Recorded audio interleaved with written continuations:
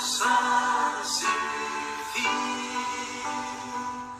que rien ne te trouble mon âme, que rien ne t'effraie car tout passe. Dieu ne change pas. Dieu seul suffit. De toute la patience que triomphe. En Dieu nous ne manquons de rien. Dieu seul suffit.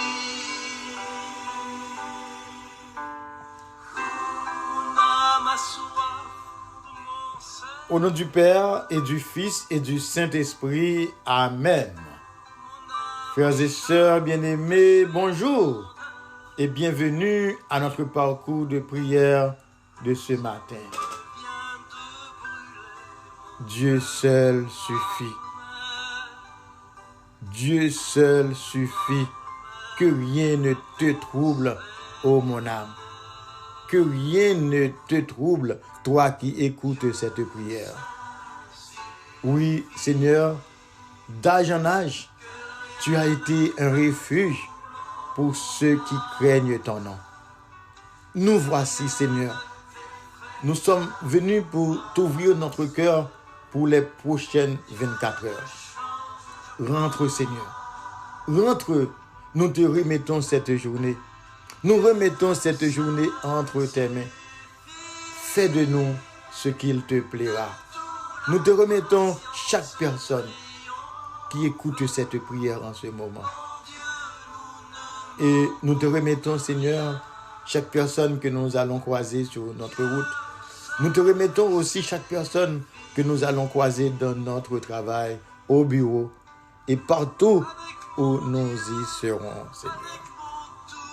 Et avec mon Dieu, avec mon tout, c'est le plus beau et le plus grand des rendez-vous que nous avons ce matin. Rendez-vous avec Jésus. Rendez-vous avec Jésus comme notre première tasse de café pour ce matin. Allez mon âme, allez mon âme, allez mon âme, va jusqu'au bout, car Dieu seul suffit. Et ce matin, Jésus, nous te demandons, Seigneur, de rentrer et de faire ce que tu veux avec nous aujourd'hui. Nous savons que tu es là, Seigneur. Tu es là et tu es toujours là avec nous. Oui, Seigneur. Tu es là. Tu es là auprès de nous. C'est une promesse que tu nous avais faite, Seigneur. Seigneur Dieu, tu es là.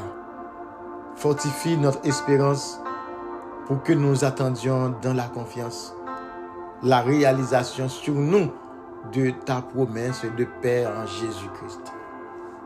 Aide-nous, mon Dieu, à accueillir Jésus dans la foi et dans notre chair, à lui préparer une demeure digne de lui en nos cœurs. Viens, Seigneur Jésus. Viens, Jésus. Contrôle chaque petit geste que nous allons poser aujourd'hui. Fais-nous goûter la joie de ta divine présence et suscite en nos cœurs des paroles bienveillantes et constructives. Seigneur Jésus, tu es là. Ne permets pas que notre âme se distancie de toi. Toi, Seigneur, qui es la source de toute grâce, de la paix profonde, donne-nous-en, Seigneur. Et merci pour ta grâce qui a été descendue sur nous la nuit passée. Et merci de nous avoir éclairés de ta divine présence. Ô puissance de lumière, oui Jésus, tourne nos chemins de haine vers l'amour, vers la joie de ta paix, de l'unité des enfants de ton peuple. Descends en nos cœurs enténébrés pour faire jaillir ta lumière. Viens Seigneur, prends possession de nos vies Ramène au calme nos esprits perturbés. Dissipe nos doutes, Seigneur. Assiste-nous. Assiste-nous toujours dans l'expérience difficile de nos épreuves. Viens, Seigneur. Viens chasser la peur du pire qui nous tenaille chaque jour. Dieu très haut et très saint. Dieu, nous voici devant toi et nous savons que tu es là. Tu ne renonces jamais à tes devoirs envers nous. Ta présence nous éblouit. Sois notre refuge dans le malheur, notre courage dans l'épreuve, notre force dans le combat. Oui, Seigneur. Fais-nous chanter avec Jésus et tous les saints du ciel la gloire de ton règne et ton immense compassion. Viens encore, Seigneur, montre ton grand amour envers les âmes et les corps en détresse. Toi qui es là, sauve-les par ta puissance de miséricorde. Sur le chemin de leur épreuve de santé, Seigneur, pour ceux qui sont malades, donne-leur de rencontrer Jésus, médecin, source de pardon et de vie. Sois avec nos familles, avec nos amis. Sois avec, Seigneur, tous ceux qui souffrent en ce moment. Sois avec tous ceux qui sont à l'hôpital, tous ceux qui font maintenant une opération difficile. Tous ceux qui sont, Seigneur, qui ne sont pas heureux. Ceux qui rencontrent des moments difficiles. Toi, la source inépuisable de charité, renouvelle tes merveilles pour que toutes les lèvres chantent ta miséricorde aujourd'hui et pour toujours dans les siècles des siècles. Amen. Et maintenant, nous allons écouter le psaume du jour et l'évangile du jour.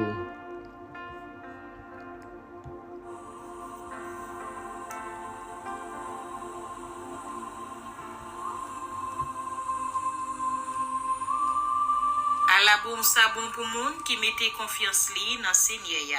Somme premier. Moun qui prend tout plaisir dans la loi Seigneur ya, k'ap repasser dans tête li la journée ou la nuit. Li tankou yon pied bois, yo planté bo canal de l'eau. Li donne les saisons rivées, feuille li pap jambe fene. Tout ça le fait sorti bien. Mais c'est pas même bagay pour méchant yo. Yo tankou paille, vent ap gaye. C'est peut-être ça, jou jugement, méchant yo pap ka lever tête yo devant bon Dieu. Moun qui fait mal yo pap chita ensemble ak moun qui fait bien yo. Parce que Seigneur connaît Jean moun qui fait bien yo ap vive. Mais Jean méchant yo ap vive là, yo gen pour yo fini mal. À la bon sabon pour moun qui mette confiance li dans Seigneur ya. Parole grand maître là.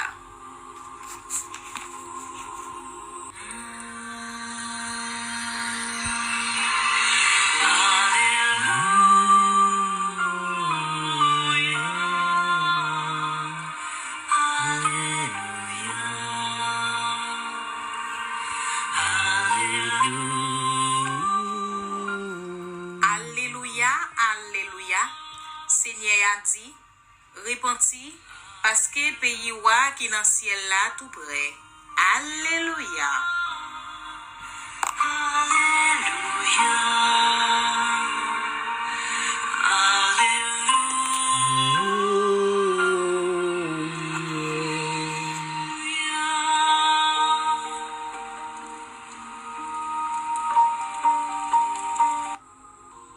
L'évangile de Jésus-Christ selon Luc qui saint.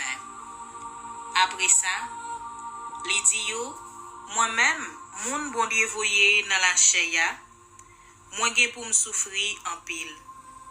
Chef famille yo, chef prêtre yo ak directeur la loi yo yon pap vle wè moi.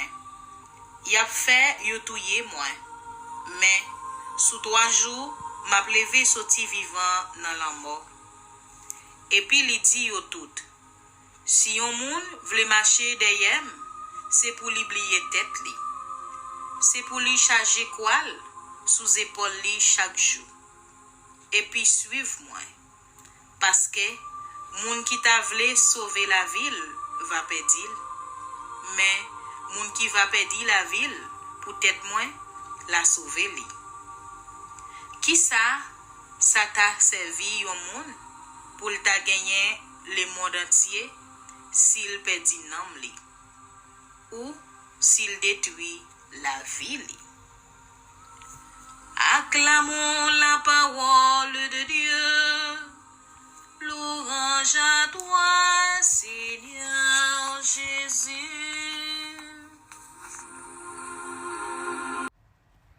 Louange à compliment pour vous, Seigneur Jésus. Maintenant, nous sommes en présence d'un évangile venant de Luc 9, les versets 22 à verset 25. Tes paroles, le Seigneur, sont esprit et elles donnent la vie. Tes paroles, le Seigneur, sont esprit et ces paroles donnent la vie. Nous voici, Seigneur. Je te demande de souffler sur moi ton Esprit Saint afin d'apporter ta parole de vérité. Cette parole qui donne la vie à chaque personne qui va écouter cette parole ce matin. Jésus vous dit ce matin, convertissez-vous car le royaume des cieux est tout proche. Convertissez-vous, mes chers amis. Mes sœurs, mes frères bien-aimés, convertissez-vous et marchez sur les chemins de Dieu, sur les chemins de Jésus. Et Jésus nous dit quelque chose ce matin. À quoi ça sert de gagner le monde entier si vous perdez votre âme? À quoi ça sert? Et la première parole sur qui je vais méditer ce matin, c'est quand Jésus nous dit, celui qui veut marcher à ma suite, qu'il renonce à lui-même, qu'il prenne sa croix chaque jour et qu'il me suive. Nous rentrons ce matin dans le carême. Il y a des passages vraiment dans la Bible. Si je prends mon temps, j'aurais aimé qu'on raye dans l'évangile, mais ce n'est pas moi. Une parole, par exemple, lorsque Jésus dit, et cette parole, pourquoi Jésus parle-t-il de la souffrance? Qu'il renonce à lui-même, qu'il prenne sa croix. Pourquoi, par exemple, et pourquoi présenter un christianisme dans qui on voit seulement la douleur? Pourquoi parler de la souffrance? Pourquoi parler de la souffrance, voire même souvent glorifier cette souffrance? Jésus n'est-il pas venu apporter l'amour et la paix, non? Je me souviens de Sainte Thérèse d'Avila. Au milieu des épreuves et des contradictions de la vie, elle disait non, pas avec humour, non. Elle dit, oh Christ, toi, que si tu traitais tous tes amis comme tu le faisais avec moi, je ne suis pas étonné que tu n'en avais pas beaucoup d'amis.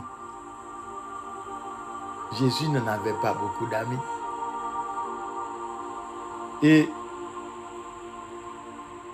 c'est pas étonnant, hein? À plusieurs fois, on rencontre des hommes qui cherchent, pour la plupart,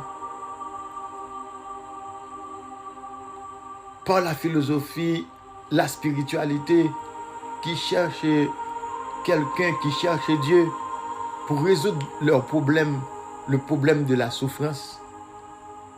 Et beaucoup de ceux qui ne sont pas chrétiens cherchent aussi à comprendre pourquoi la souffrance dans ce monde. Pourquoi cette souffrance? Et aujourd'hui, on peut voir les hommes ont fait à leur manière. Ils ont créé une société où cette jeunesse, où les adultes, ils sont plongés et ils semblent adorer le Dieu du plaisir sous toutes ses formes, sans pour autant sembler se satisfaire. Et malgré leur désir de plaisir, est-ce qu'ils se sont satisfaits?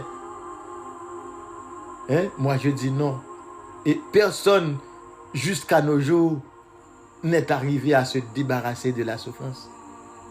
La souffrance fait partie intégrante de notre vie. Et Jésus disait dans cet évangile, car celui qui veut sauver sa vie la perdra, mais celui qui perdra sa vie à cause de moi la sauvera. Jésus est bon. Il sait ce qu'il dit. Il ne se trompe pas. Jésus, en se faisant homme comme nous, il n'a pas choisi le chemin facile. Non. Il a laissé sa gloire dans le ciel. Il est venu vivre parmi nous comme étant homme comme nous. Il a pris notre chair. Il a pris notre os. Il est venu. Il s'est fait semblable à nous. Sauf le péché. Sauf le péché. Il a souffert dans sa chair, dans son esprit et dans ses affections du début à la fin de sa vie terrestre. Jésus a souffert. Je vois tout un Dieu qui accepte de souffrir. Et je me demande si Dieu a accepté de venir souffrir avec nous, pourquoi? Est-ce qu'il n'y a pas un mystère à percer? Est-ce qu'il ne faut pas aller regarder derrière? Jésus ne veut-il pas nous montrer que ne pouvant lui non plus résoudre ici-bas le problème de la souffrance? Il ne pouvait pas résoudre le problème de la souffrance qui est la conséquence du péché originel et du mauvais usage de la liberté humaine. Parce que Dieu nous avait laissé en toute liberté. Il nous a donné cette liberté pour que nous faisions du bien.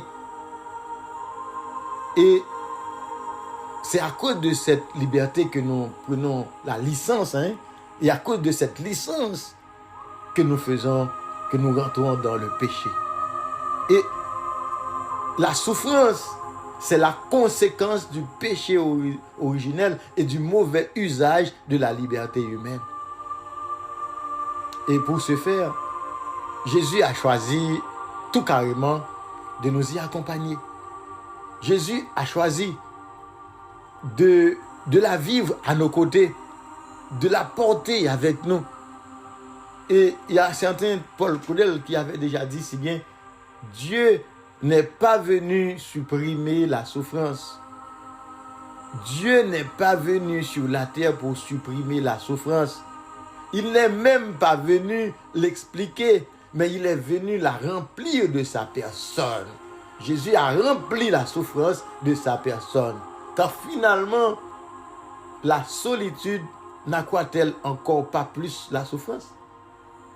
Si tu es seul, si vous vivez seul, vous êtes seul, vous êtes encore dans la souffrance. Il y a beaucoup de gens qui souffrent en ce moment, qui souffrent parce qu'on les a laissés, parce que son épouse l'a laissé, son mari l'a laissé. Il y a beaucoup de gens qui souffrent parce que même sa mère ne voulait pas l'avoir. Il y a beaucoup de gens, de personnes qui souffrent parce que ils se sentent seuls, avides, personne malade. Ces gens-là souffrent.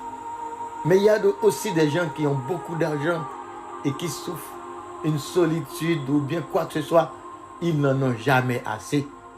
Jésus me disait la semaine dernière que même si vous avez tout l'or au monde, vous allez continuer à souffrir.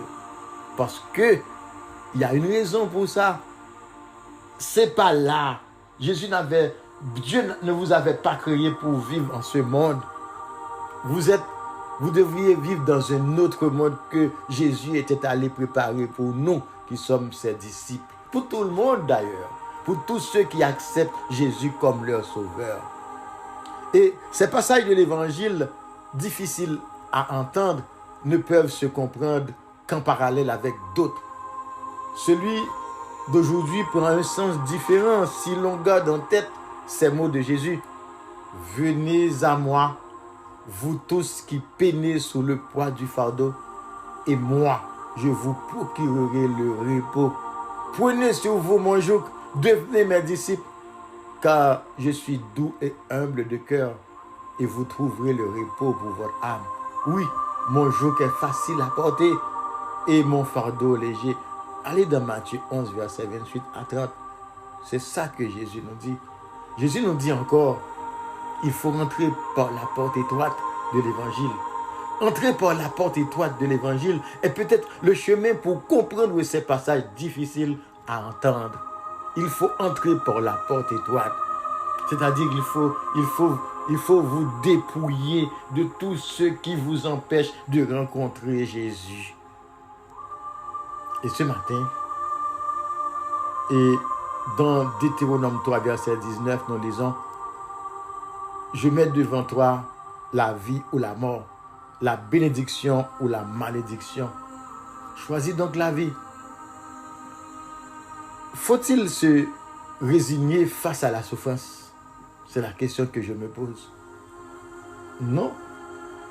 Mais quand la souffrance frappe à nos portes, ou plutôt force les portes de notre vie, nous sommes arrivés à deux attitudes qui soient possibles.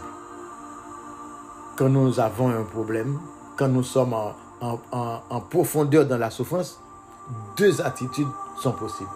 La première, c'est ou bien on choisit la vie. Lorsqu'on choisit la vie, c'est-à-dire nous ouvrir à l'autre.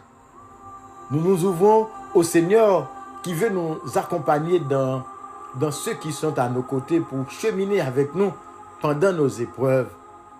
Et nous apportons le réconfort de leur présence, de leur attention, de leur tendresse.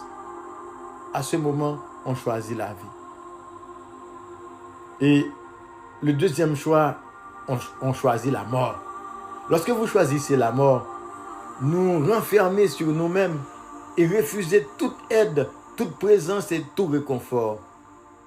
Ce n'est certes pas facile, et certaines épreuves sont si lourdes qu'elles nous empêchent de contrôler nos réactions. Et seul le fruit de la grâce peut nous aider à faire ce pas et ouvrir de part en part les portes de notre cœur au Seigneur. Le Deutéronome dans les lectures d'aujourd'hui nous donne une piste pour cela. Ce que je te commande d'aujourd'hui, c'est d'aimer le Seigneur ton Dieu, de marcher dans ses chemins. Et dans nos épreuves, regarder et imiter le Christ lui-même qui, dans la souffrance atroce du chemin de croix, s'est laissé accompagner de Marie, sa mère. Ce matin, frères et sœurs bien-aimés, la présence du Seigneur est là. Et pendant cette présence que nous allons adorer notre Dieu qui est toujours présent avec nous. Jésus, il ne nous laissera pas seuls. Il sait pourquoi il était venu. Il était venu pour nous montrer que ce n'est pas là notre demeure. Ce n'est pas sur cette terre. Il nous réserve quelque chose de splendide. Il dit, tout d'abord, là où je vais vous préparer une place. C'est ce qu'il avait dit à ses disciples. Je vais vous préparer une place. Et dans notre monde, le monde que j'avais créé pour mes enfants. Et c'est ça oui, que Jésus me dit ce matin. Il est parti nous préparer une place. Nous préparer une place. Et cette place que Jésus veut me donner ce matin, je veux la prendre. Je veux choisir cette place moi-même. Nous voici devant Dieu. Nous voici en route vers le Seigneur, en route vers la sainteté de Dieu. Et nous demandons au Seigneur de venir en nos cœurs ce matin. Je demande à Jésus de prendre le contrôle de cette prière à travers cette adoration.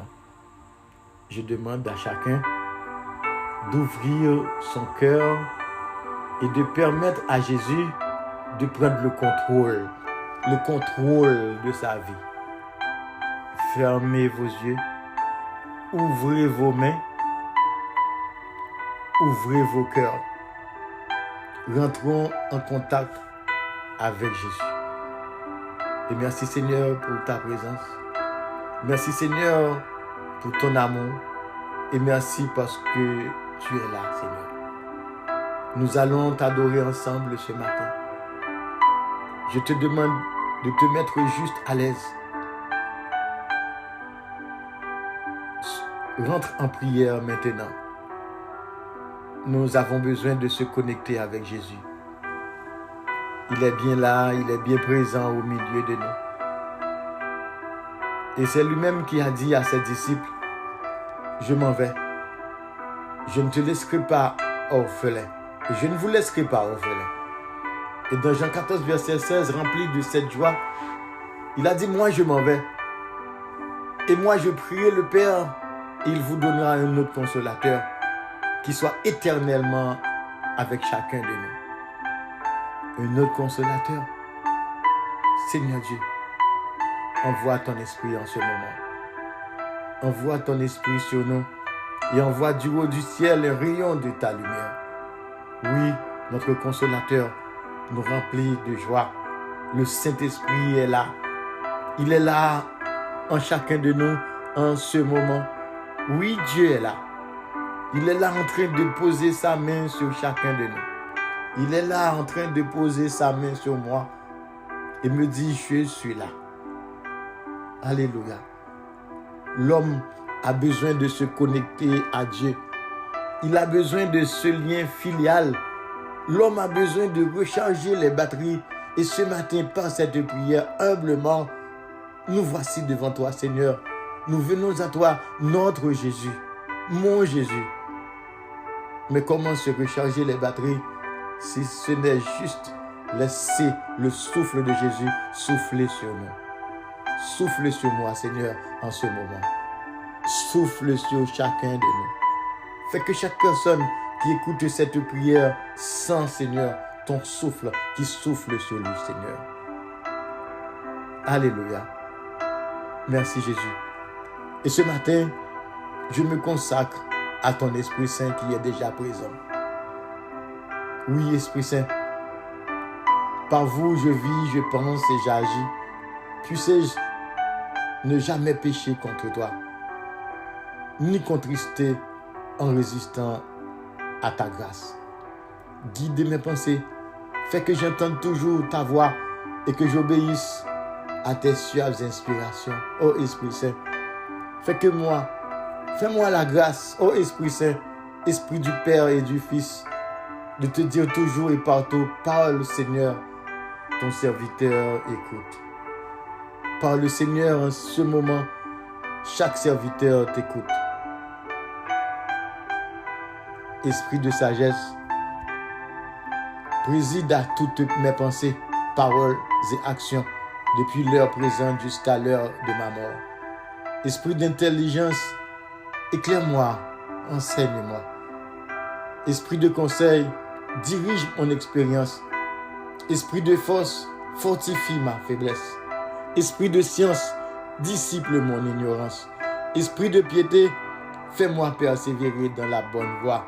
Esprit de crainte, délivre-moi de tout mal. Esprit de paix, donne-moi ta paix. Divin Esprit, rends-moi fidèle dans le service de Dieu. Donne-moi la force d'agir dans toutes les occasions avec bonté et bienveillance, douceur et fidélité.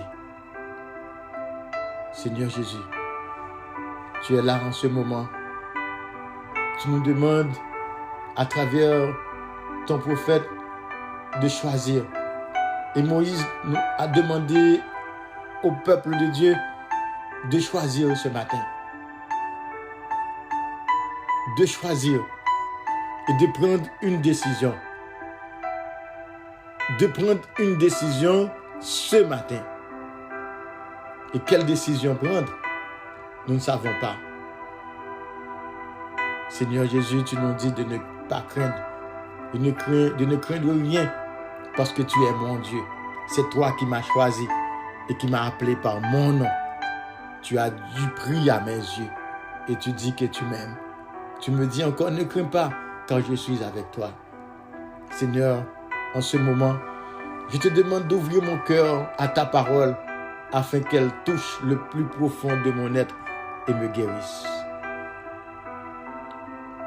Seigneur Jésus, ce que tu as dit par la voix de Moïse qui parlait à son peuple, à ton peuple, je mets aujourd'hui devant toi, ou bien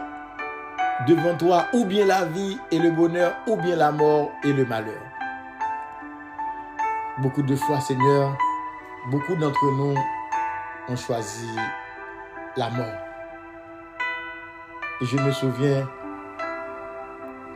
disons que la parole peut bénir et la parole peut maudire. Et je me souviens de cette histoire, de cette personne qui était dans une église chrétienne, où le pasteur a vu quelqu'un quelque part, un jour, il a dit à voix haute dans l'église, elle a rencontré cette fille-là dans un hôtel. Elle a raconté ça dans l'église. Dans l'église. Devant tout le monde, elle a montré, pointé du doigt cette fille. Et depuis lors, elle a résisté, elle a laissé l'église. Et après 3 mois, elle était morte. Elle ne s'est pas ouverte. Et le jour de l'enterrement dans l'église, il y a quelqu'un qui était venu pour prononcer un discours pour cette fille. C'était le PDG de l'hôtel qui fait l'éloge de cette fille, comment elle a été bien. Cette fille est morte. Mais elle avait le choix en tant que chrétien, en tant que chrétienne, de choisir la vie. Et je ne sais pas, mais je dis cela parce que lorsque vous vous trouvez dans une situation difficile, vous ne savez quoi faire. Souvent, vous choisissez la mort. Mais quand vous choisissez la vie, c'est que vous rencontrez des frères, vous partagez avec eux, ils prient pour vous. Et quand ils prient pour vous, la vie. Tu as la vie en Christ. Le Christ donne la vie. Et je viens de vous montrer comment on doit choisir la vie ou la mort. Et c'est ce que Jésus nous enseigne ce matin. En toutes circonstances, on doit choisir la vie. Alors je te montre en quelque sorte comment choisir la vie. Si toi, maintenant, tu es dans une situation difficile, je ne sais pas ce que tu vis en ce moment. Je ne sais pas si tu vis des moments de souffrance, des moments de deuil. Mais je te dis ce matin, Dieu a une parole spéciale pour toi. Il a dit, je vois ton découragement et tes larmes. Je sais que tu as envie d'abandonner. Et quelquefois même, tu veux abandonner. Et que c'est trop dur pour toi. Mais sache, ma parole, je te dis que je ne permettrai jamais que tu sois éprouvé ou tenté au-delà de ce que tu peux supporter. Je ne te laisserai pas seul. Je suis avec toi dans ta souffrance. Jésus, il me dit ce matin de te dire que j'ai placé mon esprit en toi, un esprit de sagesse, de courage et de force. N'écoute pas cette petite voix qui te dit que c'est fini. Cette voix qui te dit que tu es seul et sans valeur. Moi, je te vois. Et moi, je t'ai appelé par ton nom. Lève-toi, regarde-moi. Je suis là. Je suis encore sur le trône. Hein. Je suis au contrôle. Je suis avec toi. Je suis de ton côté. Et je t'aime. Confie-moi ce matin ce qui te déstabilise. Merci Seigneur. Merci Seigneur. Et Jésus est là en ce moment et nous sentons sa présence. Jésus, il peut combler le vide de votre vie. Dans Jean 4, verset 15, il nous dit, donne-moi cette eau afin que je n'ai plus soif. Vous comprenez cette parole? C'est la Samaritaine. La Samaritaine a voulu combler son vide intérieur par de multiples liaisons. Beaucoup de maris.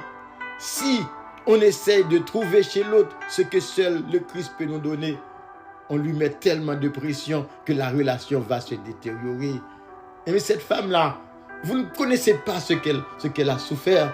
Elle a besoin de combler ses vides et elle va de mari en mari. Pourquoi? On ne peut pas la juger. On ne peut pas la juger. Elle a un vide à combler. Mais elle ne connaissait pas encore Jésus. Et pourquoi Jésus a-t-il dit, tu as 5 maris et celui que tu as maintenant n'est pas ton mari? Jean 4, verset 18. Eh bien, c'est parce que l'une des premières choses à faire quand on souffre, c'est de cesser d'utiliser les autres comme une drogue pour atténuer la douleur provoquée par un vide intérieur. Et Jésus est là, il nous dit, plus on soigne les symptômes, moins on a des chances de permettre à Dieu de traiter les causes. Si vous jugez vous-même de vous traiter vous-même par des drogues ou même par autre chose, de faire le vide, de passer de garçon en garçon, de mari en mari, vous ne faites rien. Vous ne faites rien. Hein? Vous ne faites rien. Vous comblez vos vides personnellement, vous seuls. Et si vous comptez aussi sur les autres, plutôt que sur Dieu, pour créer un sentiment de plénitude, là, vous pouvez penser que vous les exploitez. S'accrocher aux gens et les aimer sont deux choses différentes. On ne leur déclare pas notre amour, on crie au secours, comme pour la convoitise. C'est égoïste, c'est prendre au lieu de donner.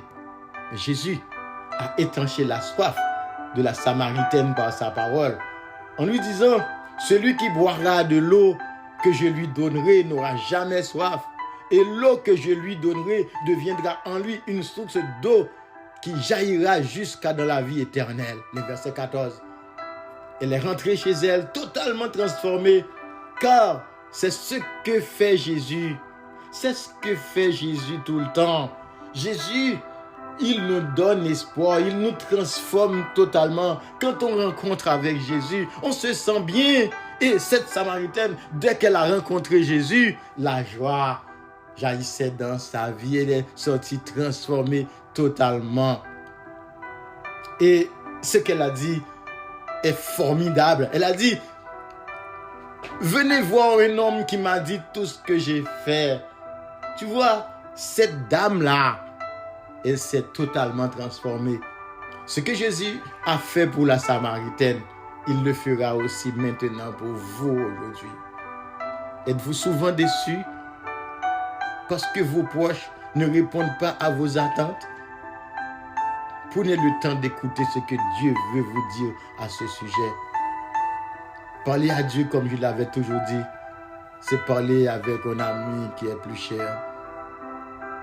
Seigneur, parfois, je te prie pour tous ces gens-là qui se sont fatigués de faire des efforts, qui ne portent pas toujours de fruits, des gens qui ne semblent pas toujours m'apprécier ou vous apprécier vraiment pour qui je suis, pour qui vous êtes.